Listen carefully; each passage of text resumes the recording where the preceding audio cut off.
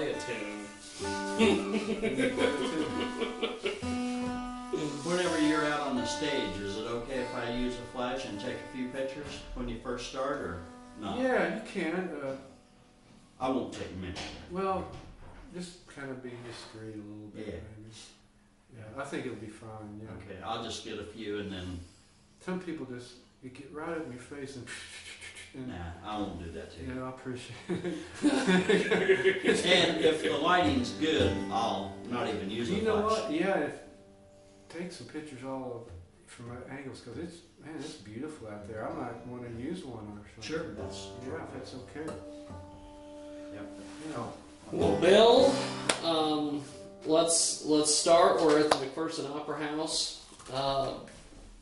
Tell me a little bit about the performance. I understand this was a big deal to you. You wanted to make sure that you were here.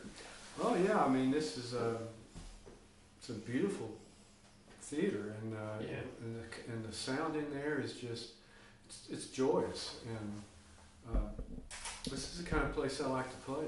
Yeah. You know, and as far as being in this area, I've spent a lot of time around here, Winfield and El Dorado. I've done regular concerts over there, and a few scattered around here through the years, and I don't know, I'm just very happy to be here. Now, explain to me your style of guitar. Well, it's called fingerstyle because basically I don't use a pick.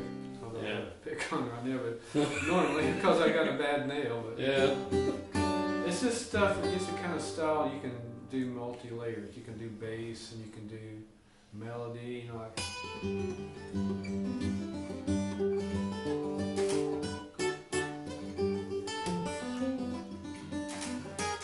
Oops.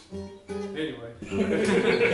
Okay, here's another little example. Hey, it's not bad to play a bad chord every once in a while. Here's a good example. I got this going on.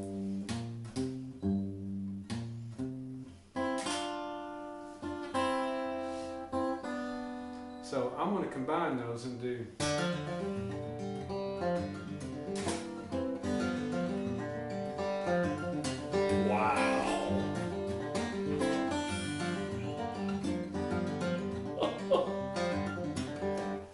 So that's what you can do. Well, actually, there's three things going on there. You have, and then the next. I can't do it separate, but I've got to throw in the bass note to do that. So there's three things going on there, and so it's fingerstyle. It's classical. It's a classical method, but it isn't. Yeah. Even though I do a couple of classical tunes every now and then, but it's not, my style is not classical. Now, when did you start learning to play the guitar? I was probably about 11 when I first started actually learning. I bought a guitar when I was, 7 or 8 years old. I paid maybe $2 for it. I was maybe a little older than that, maybe 9 or 10. I paid $2 for it, and it was totally unplayable. But I could bang around and do my Elvis moves, and see, Elvis was my hero back then.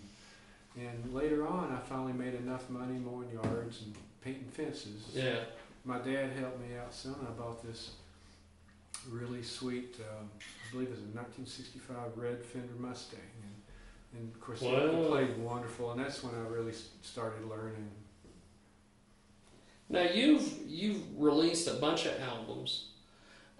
You've also been nominated and won a few awards. Tell me about that. Well, probably to me the biggest award, I've never been someone to try to get awards or anything, but the biggest, as far as award I've ever won, was a Winfield Fingerpicking Championship in 1985. And I won 3rd place in 1984, which I don't know if I'd still be doing this professionally if that hadn't happened. It's such a big honor to have it on your resume, and of course I met people through that, and it opened so many doors, and one being included on the Windham Hill Guitar Sampler, which came out in 1988. But because I met somebody at Winfield, it's just a chain of events. I was on that, And that recording sold, I mean, well over 500,000 copies all over the world, and my name, it really got out there, you know, Yeah. everywhere but space, I guess, you know, because you know, people in Europe and Japan and Asia, they're all just, back then they were huge Windham Hill fans, and Yeah. probably even more than America, I don't know, I guess, but that was a great shot in the arm right there. You've released 5 CDs. I have 5 CDs, and my first one was 1988. You know, it really isn't that many for as long as I've been playing, but it takes me so long to really feel like I finished it, and I work tunes to death until I'm sure there's nothing more there, you know. Yeah. Because there's so many layers to when I write tunes that I keep peeling off, and I keep finding things. So I'm not in any hurry. Now you've written, I understand, a book or transcription book or something. I was looking at your website and it's yeah. No, this was actually my second CD was transcribed by Mel Bay through John August Music, and it's took basically all the songs on my second CD, Tender Explorations, and transcribed them, and I sat down with a video recorder with someone videotaped me playing every song, and then they sent it to somebody who transcribed it, and then I had to proof it. Man, that was tough. That was tough. You know, to dissect your own music, I can't. There's sometimes I would get so involved in trying to figure out, is this right? I'd forget how to play it. Just, I don't know. I'd have to go back to the tablature to remember. amazing. Well, Bill, before we let you go, I'd like you to play a tune here if you... Okay. Well, let's see.